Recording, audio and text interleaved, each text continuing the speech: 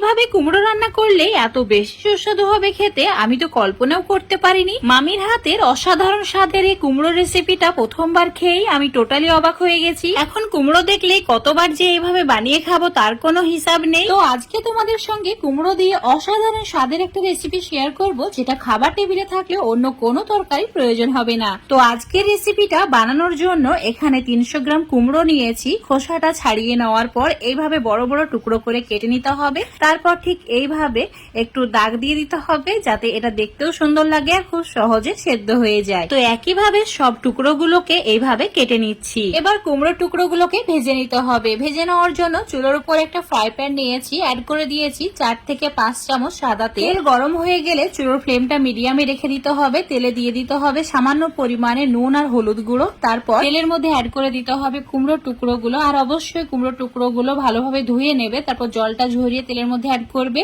এখন উল্টে পাল্টে একটু লালচে করে ভেজে নিতে হবে, মানে কুমড়োর টুকরোগুলো যাতে 80% মতো সেদ্ধ হয়ে যায় সেভাবে ভেজে নিতে হবে।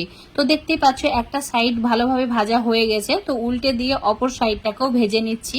দুই সাইড হালকা লালচে কালার হয়ে গেছে, মানে 80% মতো সেদ্ধ হয়ে গেছে। তো এখন কুমড়োর টুকরোগুলো ভালো করে তেল ঝরিয়ে একটা প্লেটে তুলে নিতে হবে। এবার একটা ব্লেন্ডার নিতে হবে, তার মধ্যে অ্যাড করে দিতে হবে 1 চামচ কালো সর্ষে আর সাদা সর্ষে 2 চামচ। এবার এটার একদম মসৃণ পাউডার বানিয়ে নিতে হবে। তারপর অ্যাড করে দিতে হবে সামান্য পরিমাণে নুন, আর তার সঙ্গে একটি কাঁচা লঙ্কা 2 টুকরো করে, আর দিতে হবে অল্প পরিমাণে জল, আর একদম একটা মসৃণ পেস্ট বানিয়ে নিতে হবে। এবার এই পেস্টটাকে একটা ছাকনা দিয়ে ছেঁকে নিতে হবে। এখানে সর্ষের যে খোসাগুলো আছে সেগুলো কিন্তু রান্নায় ইউজ করা যাবে না, তাই এটাকে ফেলে দিতে হবে। ছেঁকে নেওয়ার পর এটা এখন রেডি হয়ে গেছে, তো সাইডে রেখে দিচ্ছি। এবার ফ্রাই প্যান থেকে অল্প একটু তেল তুলে নিয়েছি, মানে প্রায় 2 চামচ হবে।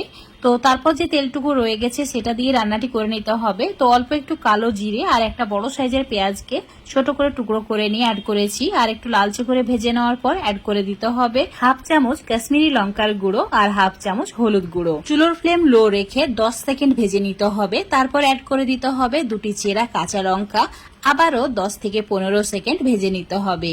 অবশ্যই লো ফ্লেমে ভেজে নেবে, না হলে মশলাটা পুড়ে যাবে। এবার অ্যাড করে দিতে হবে সর্ষের পেস্ট। তারপর চুলোর ফ্লেমটা একটু বাড়িয়ে দিতে হবে, মানে মিডিয়ামে করে দিতে হবে। অনবরত নাড়াচাড়া করে 2 মিনিট কষিয়ে নিয়েছি।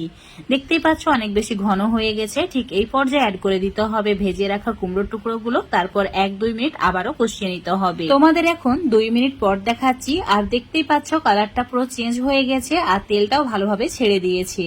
এবার 1/2 কাপ মতো জল অ্যাড করে দিতে হবে। এখানে নর্মাল জল অ্যাড করেছি, খুবই ঠান্ডা বা খুবই গরম জল অ্যাড করিনি।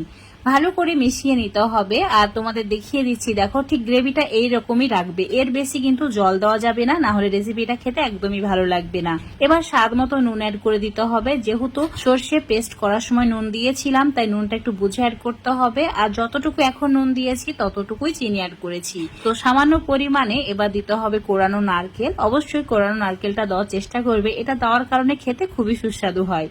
খুব ভালো করে এবার মিশিয়ে নিতে হবে।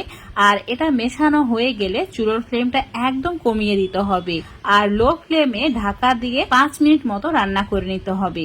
তো ঢাকা দিয়ে দিচ্ছি, তোমাদের এখন 5 মিনিট পর দেখাচ্ছি। দেখতেই পাচ্ছ কত সুন্দরভাবে কুমড়োর টুকরোগুলো একদম কুক হয়ে গেছে, আর তেলটা উপরে ভেসে উঠেছে। রান্নাটি একদমই পারফেক্ট হয়েছে। তো এখন এটাকে সার্ভ করে নিচ্ছি। আশা করছি কুমড়োর এই রেসিপিটা তোমাদের ভালো লেগেছে। ভালো লাগলে অবশ্যই লাইক শেয়ার কমেন্ট করে দেবে। ফেসবুক পেজ থেকে দেখলে পেজটাকে ফলো করে নেবে, ইউটিউব থেকে দেখলে চ্যানেলটাকে সাবস্ক্রাইব করে রাখবে। আর অবশ্যই একবার হলেও এটা ট্রাই করে দেখবে। এটা খেতে এতটাই সুস্বাদু যে একবার খাওয়ার পর বারবার খেতে মন চাইবে।